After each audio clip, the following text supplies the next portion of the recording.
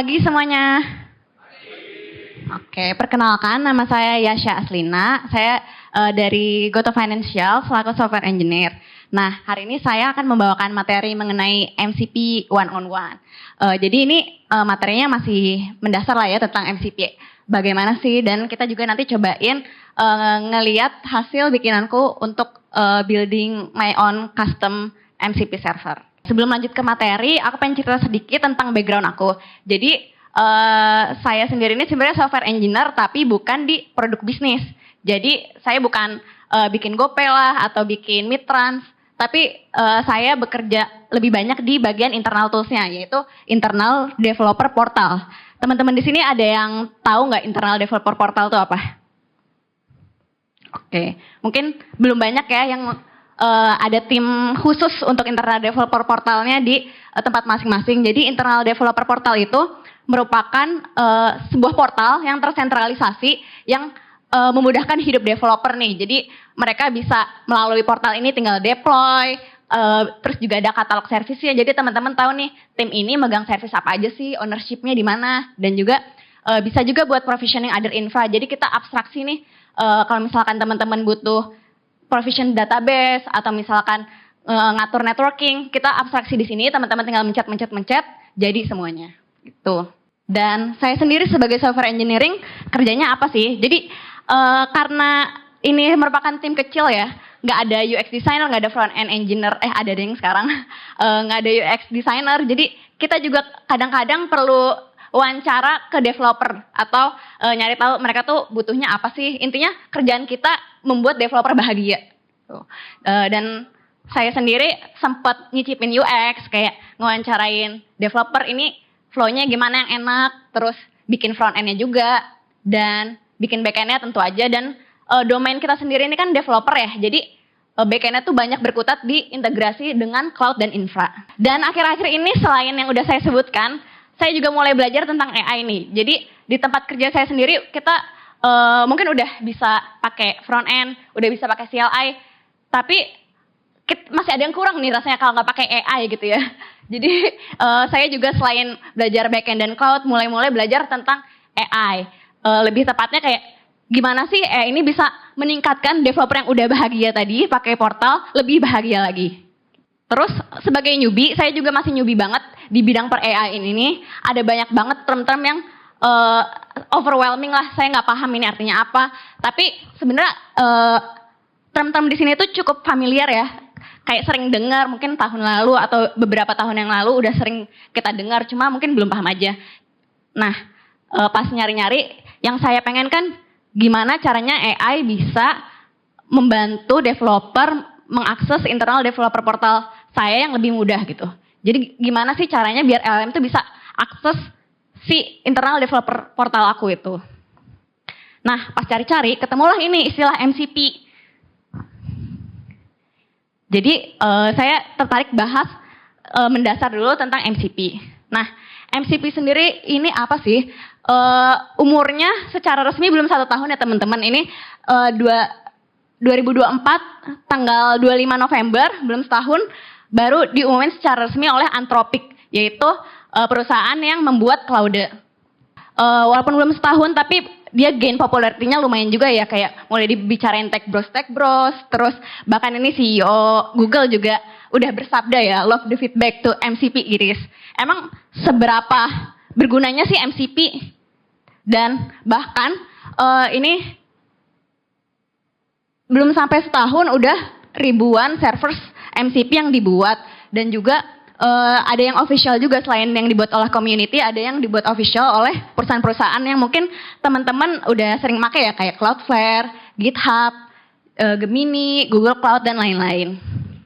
Nah, udah banyak dipakai, CEO Google juga udah bersabda, pasti solusinya oke banget gak sih? Nah, sebelum make itu buat internal developer portal saya mengajak teman-teman untuk belajar kembali ke dasar mengenai apa sih MCP dan kayak kenapa kita butuh MCP.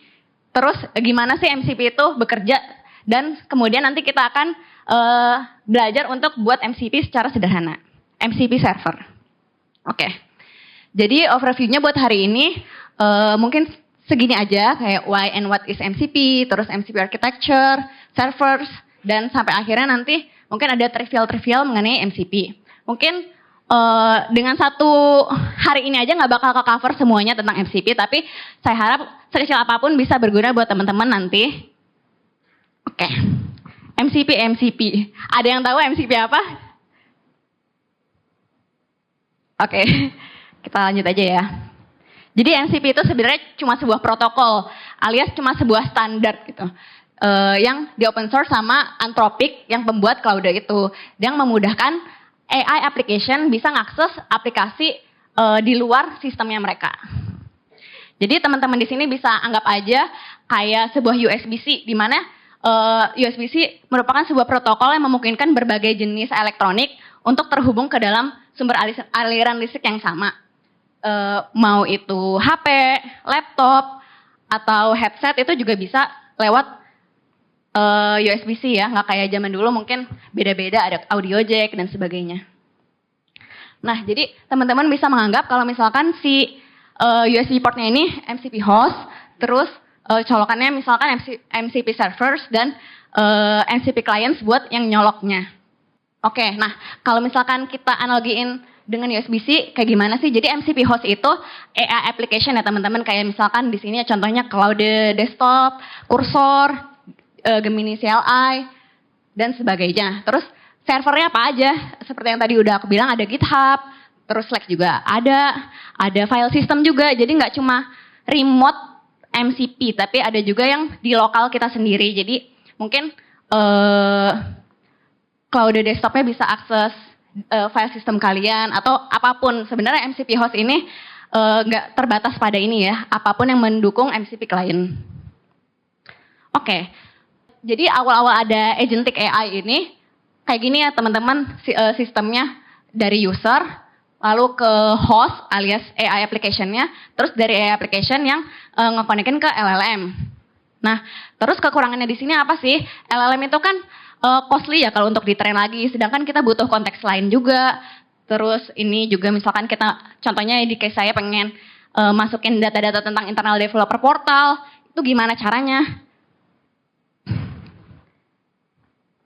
Sebenarnya tanpa MCP pun udah bisa ya teman-teman. Jadi kayak Gemini CLI kan udah ada built-in shell-nya, udah ada built-in web search-nya, terus ada built-in file system-nya juga. Tapi nggak semua host itu punya. Dan bayangin kalau misalkan yang saya dengar tuh banyak banget orang yang udah bikin automation AI application untuk mengirim email. Dan itu mungkin nggak cuma satu orang, ada 100 orang yang melakukan hal yang sama dan mereka ngoding masing-masing untuk aim yang sama tapi jalan yang berbeda. Nah, disitulah MCP berperan. Jadi dia menstandarisasi, terus MCP server ini bisa dipublish tersendiri dan dipakai oleh orang-orang. Jadi reusable. Jadi secara arsitekturnya gini ya teman-teman, secara core konsep MCP itu ada 3. Yang pertama MCP host, MCP client, sama MCP server. Ya seperti yang udah saya bilang, MCP host itu AI app, bisa yang manage multiple MCP client. Jadi setiap MCP client bisa connect ke MCP server yang mengeksekusi fungsi-fungsi yang kita butuhkan tadi. Misalkan kayak nge-get dari database bisa, atau ngejalanin fungsi matematika gitu misalnya. Nah, MCP client sendiri yang establish connection ke MCP server dan ngambil konteks dari MCP server untuk dikasih ke host. Nah, mungkin secara sederhananya teman-teman bisa mikirnya kayak gini aja kali ya. Misalkan kalau sebuah service kita bisa berinteraksi dengan human lewat UI, bisa, lewat CLI juga bisa. Nah, selain itu ke API buat service to service. Nah, kalau AI agent ini betternya pakai MCP karena terstandarisasi. Oke, lanjut ke konsep-konsep tentang MCP. Jadi di sini saya punya Notion yang berjudul recipe. Teman-teman ada yang nggak kelihatan nggak? Kecil banget ya. Aku bacain ya. Jadi resepnya itu terdiri dari 3 pages. Ada vegetable lo mein for two, seblak, nasi goreng, dan saya punya Gemini CLI. Dan di sini saya belum masukin MCP apa-apa, belum diintegrate sama sekali. Dan saya pengen tahu Ini promnya agak nggak kebaca sih, aku bacain aja ya. Given the received notes in my Notion, summarize the kinds of food I have learned about. Categorize them by cuisine, Italian, Indonesian, Japanese, dish type, dessert, and key ingredients, kayak gitu. Jadi kita minta untuk nge-summarize dari note kita. Tentunya tanpa MCP dia nggak bisa ngapa-ngapain. Dia minta maaf kan, I am sorry, but I cannot access bla bla bla bla bla. Nah, gimana caranya biar dia bisa akses? Notion ini udah secara resmi ngeluarin MCP servernya sendiri. Dan aku udah ngecek di dokumentasinya, terus aku hubungin ke Gemini CLI, terus kita coba lagi ya prom yang sama, minta tolong merangkum notes yang berjudul resepi dan mengkategorisasikan mereka ke jenis makanan dan nationality-nya. Oke, hasilnya, oh belum ada hasil, dia nanya dulu, ternyata dia tahu kita mau manggil MCP server. Dia nanya, allow execution of MCP tool bla bla bla bla gitu. Jadi sebelum dia nge-execute MCP server, dia nanya dulu ke kita dan kita bisa allow once atau allow satu tools ini buat dipakai berkali-kali. Dan hasilnya, wow, dia bisa ngehasilin summary-nya dan ini cukup baik ya. Nih, sorry ya kecil, I have analyzed the recipes from your Notion. Here is a summary of the foods you've learned about. Terus by cuisine, Indonesian, seblak, nasi goreng, Chinese, vegetable lo mein, by dish type, main course, by key ingredient. Tuh seblak, apa aja key ingredients-nya, kerupuk, nasi goreng. Bahkan teman-teman aja di sini nggak tahu kan isinya apa. Si Gemini CLI dengan mudahnya bisa akses note-nya dan mensummarize isinya. Apa sih sebenarnya yang saya lakukan ke Gemini? Saya cuma naruh ini beberapa line of code di settings.json. Dengan sesimpel ini, Gemini CLI langsung bisa ngeakses Notion saya. Oke, mungkin teman-teman familiar dengan RAG, di mana konsepnya mirip ya, sama-sama menambahkan konteks. Apalagi ini contohnya saya tentang dokumen. Tapi bedanya apa sih? Intinya MCP itu tujuan utamanya ngakses tools ya. Jadi kenapa dia bisa merangkum? Karena dia nge-get raw data dari note-nya. Jadi dia mungkin di belakangnya nge-get notes, terus nge-get isinya, nge-search gitu. Kalau RAG itu dia nggak bisa ngakses tools, tapi dia dikumpulin dokumennya, dikumpulin dulu, terus diproses di vector DB, terus baru bisa dipakai di LLM. Tapi dia nggak bisa real time, sedangkan kalau MCP real time langsung akses ke datanya. Oke, ini tadi contohnya yang Notion. Kalau saya list, dia tuh punya beberapa tools. Ada create comments, create database, create pages, dan sebagainya. Jadi si LLM yang terhubung ke Gemini CLI ini yang menentukan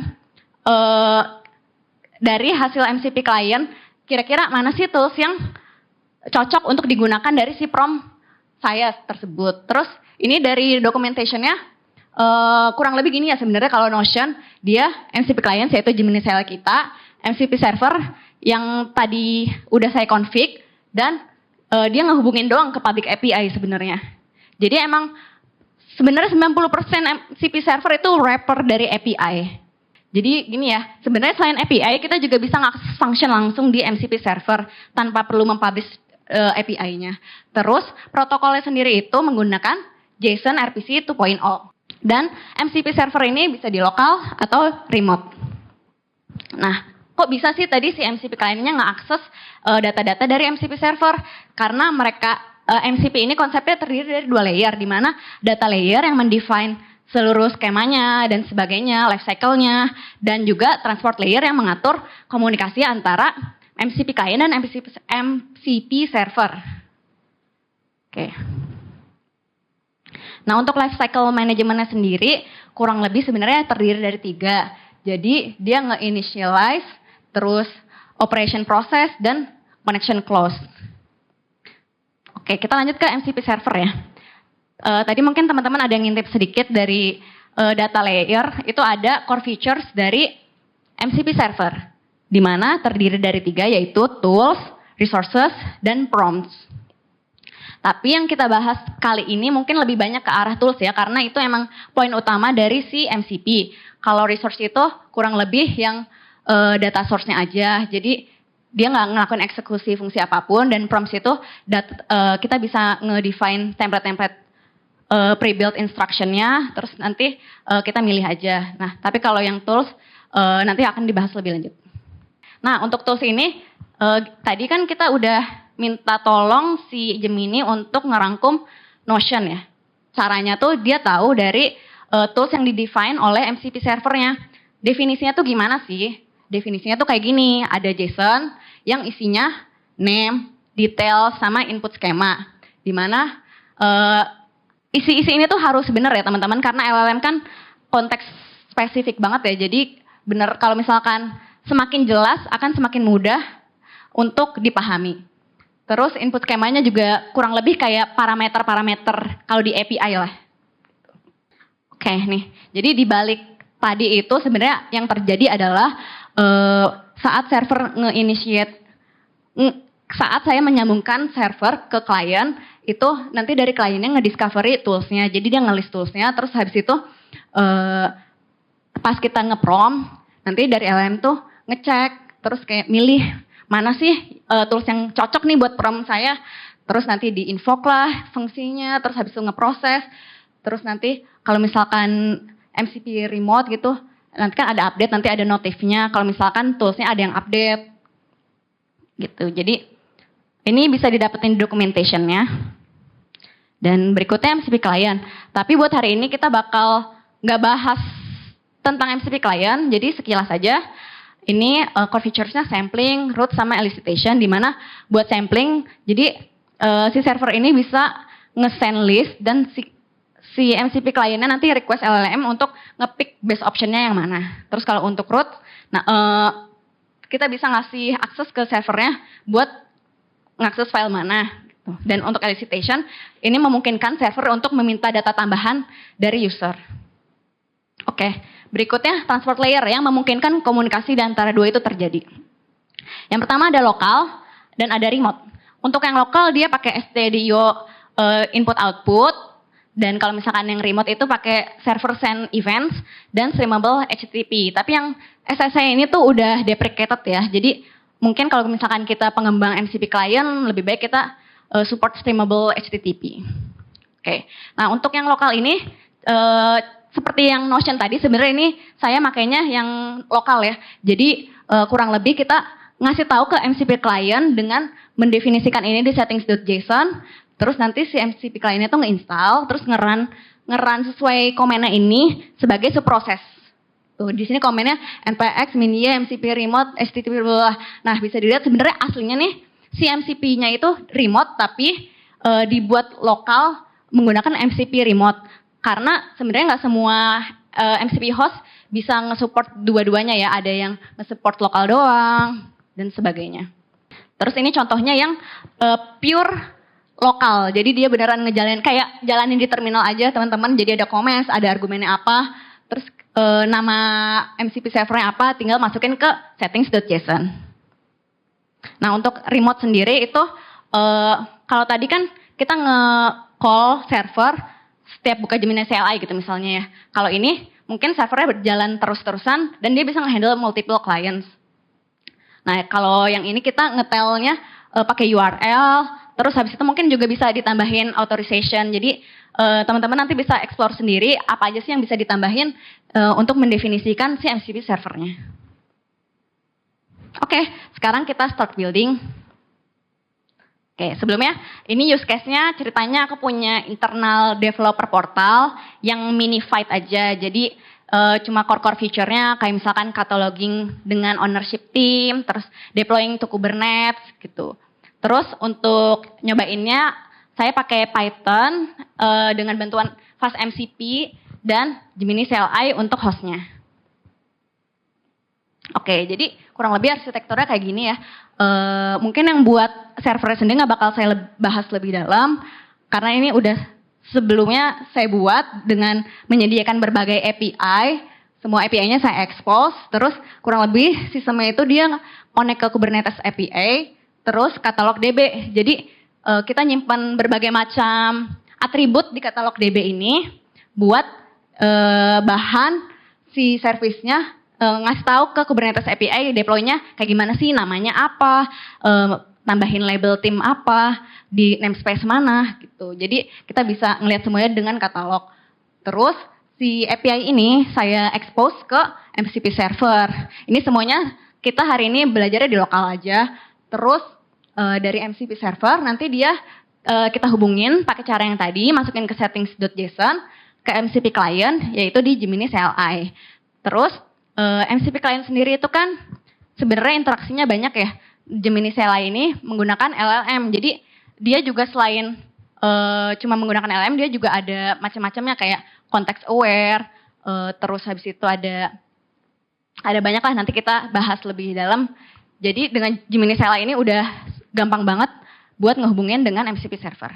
Oke, jadi ini kurang lebih API-nya ya, ada banyak banget, ada list service, create service, get service, update service, terus ada kurang lebih ada service management tools, terus ada environment management tools di mana kita bisa menentukan misalkan staging mau di cluster mana, production di cluster mana gitu. Jadi semuanya tuh kelihatan dari developer portal. Terus ada deployment tools. Jadi misalkan kita udah buat sebuah release bernama user payment.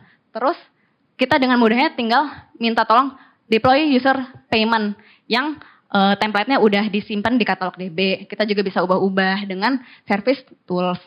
Jadi untuk ngebuat MCP server sendiri ini dari official documentation-nya udah nyediain namanya SDK, ada berbagai macam language-nya juga dan teman-teman bisa pilih. Tapi dia bisa selain bikin MCP server, dia juga bisa bikin MCP clients. Tapi kalau saya mungkin hari ini lebih mudah tuh pakai sebuah library lagi. Karena kalau misalkan cuma pakai SDK, kita masih perlu define life cycle-nya secara manual. Terus habis itu kita juga perlu memastikan JSON skemanya benar. Kalau misalkan kita pakai library, itu bisa dengan mudah instalasinya, nge-run-nya. Terus buat JSON skemanya juga nggak perlu JSON banget dan ada formatnya tersendiri. Jadi kita pakai fast MCP dulu hari ini. Nah mungkin teman-teman ada yang mau coba belajar dari scratch boleh, atau di production sebenarnya mungkin daripada reinvent the wheels kita bisa pakai yang udah ada aja.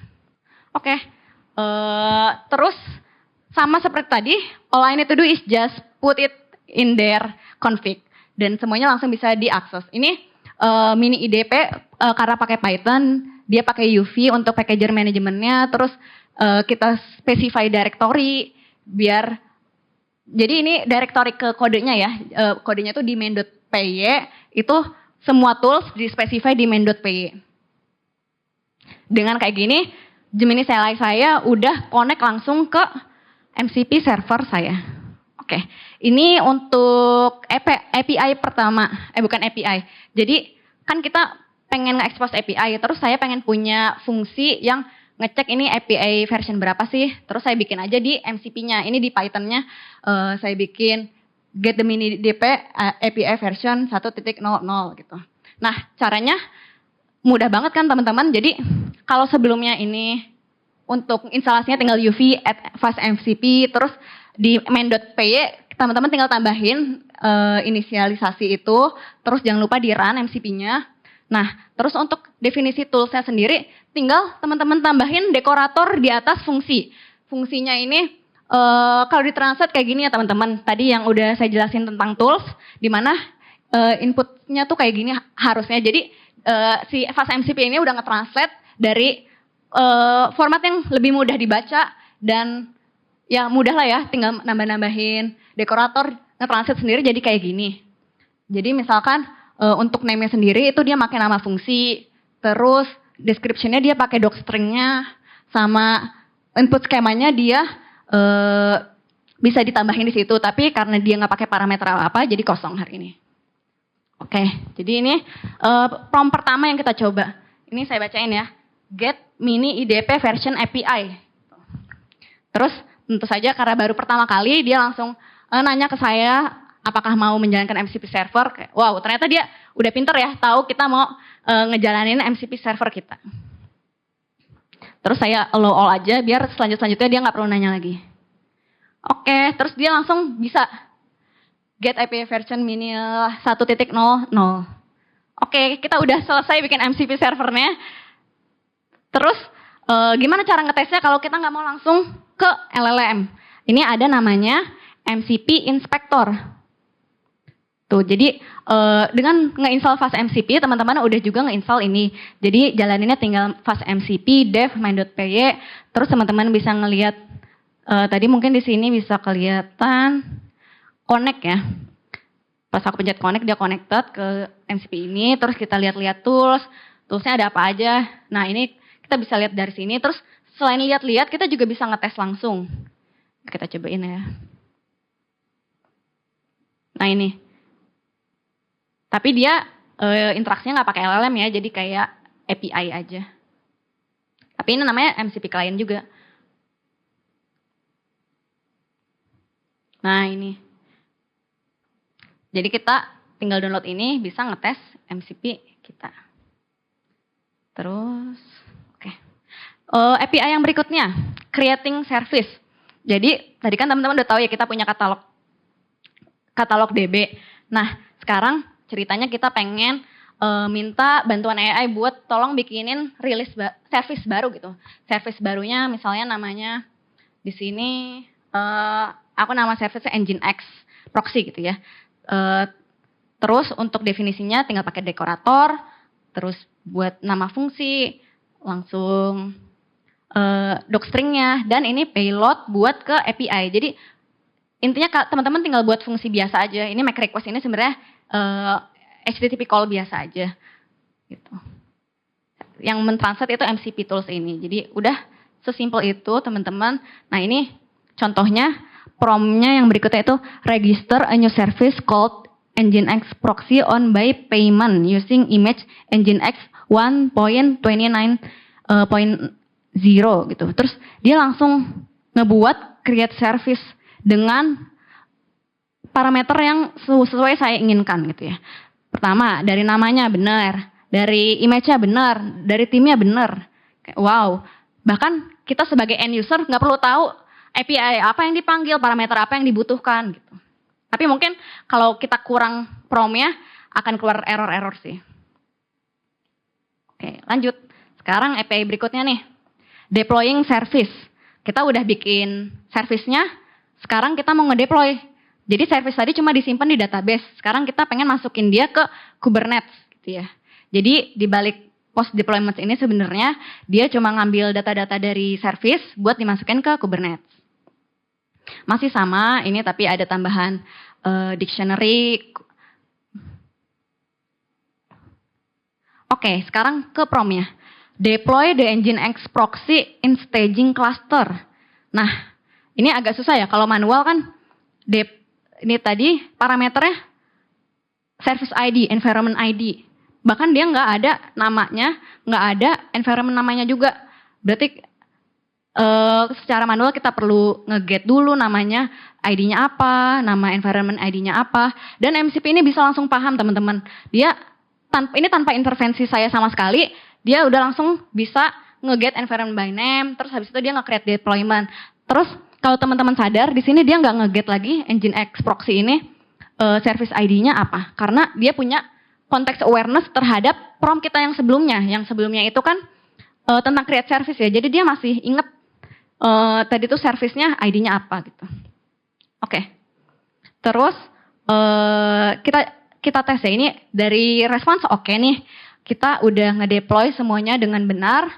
Terus kita tes beneran. Kita cek masuk ke clusternya. Di sini saya punya 2 cluster. Mini IDP production sama mini IDP staging. Dan namespace ini ada banyak ya teman-teman. Ini saya pengennya namespace-nya per tim. Jadi apakah si API kita udah MCP kita udah benar? Ternyata udah benar teman-teman. Jadi dia benar-benar menggunakan MCP server yang kita define, fungsinya kita udah taruh di server terpisah, dan dia dengan mudahnya langsung ngedeploy. Nih, misalkan kita get deployment di namespace payment udah ada langsung. Terus labelsnya langsung benar. Containers image-nya juga benar. Jadi udah sesuai banget ya. Dengan bahasa manusia bisa semudah itu berinteraksi dengan aplikasi. Terus di sini saya coba lagi pengen buat helper tools. Jadi tadi kan ada Kubernetes spec. Terus saya pengen coba kayak punya template-template gitu. Kalau misalkan small, request-nya berapa, limit-nya berapa, medium gimana, dan large gimana. Terus saya bikinlah ini, tapi ini bukan di API server, ini langsung di MCP servernya. Saya bikin seperti biasa, tambahin dekorator, terus tambahin fungsi, tambahin parameter, keluarannya apa, dan tambahin docstring. Oke, jadi saya tentuin sendiri, ini kalau medium berapa, kalau large berapa, karena kan ini dibutuhin ya teman-teman kalau misalkan teman-teman ngedeploy Java gitu. Kalau small pasti gak bakal ke spawn podnya. Jadi, tapi kita nggak tahu nih angka persisnya berapa. Jadi kayak gini dibutuhin di deployment. Terus kita coba di prompt. Deploy that service again but using medium resource and two replicas. Ini sebenarnya prompt-nya nggak jelas ya, kayak deploy that service, what service, terus using medium resource. Medium itu hal yang baru kita tambahin tadi. Dan two replicas. Dan kita sampaikan ke Gemini CLI, terus dia langsung ngejalanin MCP tools yang benar lagi teman-teman. Jadi generate deployment template, replikasinya benar, terus resource-nya juga benar pakai yang medium. Habis itu dia dari template ini dia masukin ke create deployment. Jadi dia juga bisa, dia tuh chaining-nya udah canggih, tanpa perlu kita intervensi, dia beneran melakukan apa yang kita harapkan. Oke, dan ETC. Jadi semua API tadi saya tulis sebagai MCP tools. Bener-bener nggak saya filter, semuanya dimasukin. Dan berikutnya kita coba lagi. Sekarang kalau tadi tujuannya cuma satu hal, sekarang tujuannya dua hal. Misalkan update the Nginx proxy server to use latest image. Pertama itu berarti kan kita perlu update terus deploy. Dan dia benar lagi teman-teman, jadi dia benar terus ya. Oh enggak, ternyata ada yang salah teman-teman. Tadi saya mintanya production kalau nggak salah. Deep in production, ternyata dia paham kalau misalkan production itu nggak ada. Dia nanya nih, environment production nggak ada, apakah maksudnya prod? Ternyata aku nyimpen di DB-nya tuh prod. Terus aku bilang yes, dia langsung bisa create deployment. Kayak, oh ternyata secanggih itu ya, bahkan kita sendiri nggak nyadar kalau kita masukin parameter yang salah. Terus saya penasaran apakah beneran ke deploy. Jadi saya punya API kan tadi buat ngecek pod status. Dan ternyata oke, get deployment status aman. Kayak, wow, oke. Nah sebenarnya ini saya maaf banget saya screenshot karena sebenarnya lama nih teman-teman. Jadi ada videonya. Contohnya ini satu case yang tentang summarizing cataloging. Dia minta the environment production dan salah. Tunggu. Yang mana? Oh ini.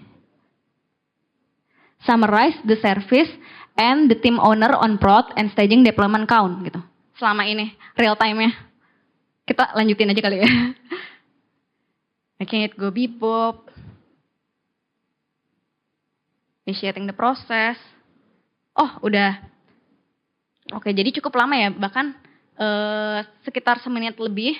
Tapi dia, wow, dia bisa menghasilkan yang benar dan terstruktur dengan rapih sampai seperti table. Padahal saya nggak minta table, tapi dia ngasih lebih dari apa yang saya mau.